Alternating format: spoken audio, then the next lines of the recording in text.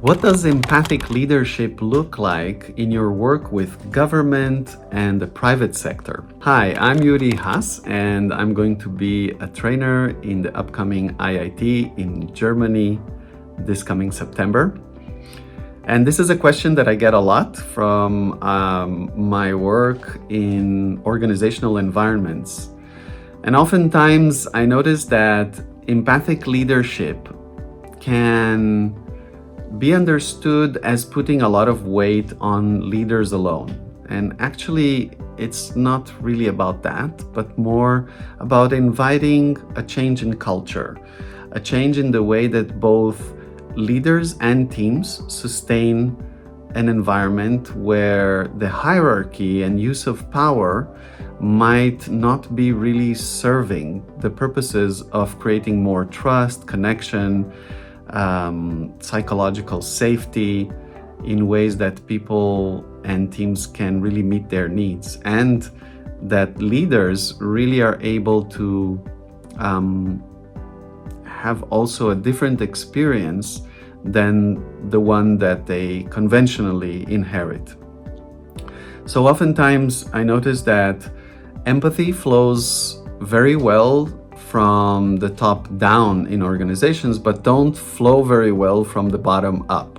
And the tendency is for teams to dehumanize the way they look at their leaders and believe that their leaders have a lot of privilege and a lot of access to choices, while they're being, in a way, treated in an autocratic manner.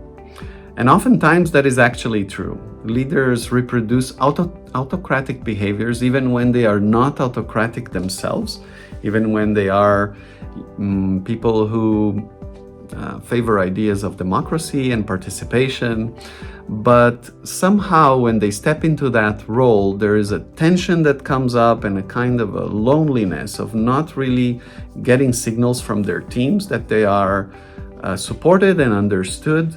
And in a way, they see themselves pushed into imposing more than they would like or than they enjoy, and more than they are aware of. There are tons of research that shows that organizations suffer a lot of loss, financial loss, human resource loss, but also the capacity of collaboration is gravely diminished in organizations where autocratic culture is reproduced, and everybody in that system is sustaining that culture. It's not just the blame of the leaders or the blame of the teams, but basically everyone is reproducing what they've been trained, what they've been socialized to do.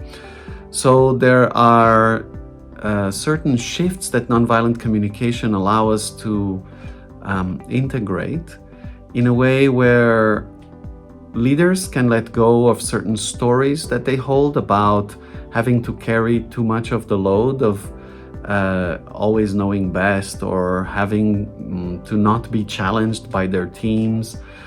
And at the same time, teams might gain a lot from looking at their leaders with a more humanized lens, understanding that these are people that are tasked with very challenging responsibilities, and that if they feel supported, they will release some of their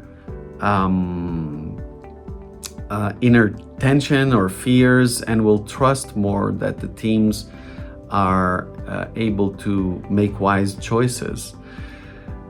There's certain steps that can be done in order to create more psychological safety, more participation, but mostly for leaders to also be able to access more of the wisdom that exists in their teams.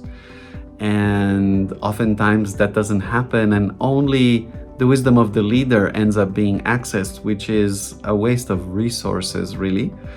So this kind of creation of environments of access to the wisdom of the teams also creates a sense for the teams of higher engagement and valuing of their experience, and ends up creating much more participation that is what most leaders really long for. This is an investigation that I'm intending to bring to our IIT, and I hope to have more company from participants who are intending to come participate there. I hope to see you there.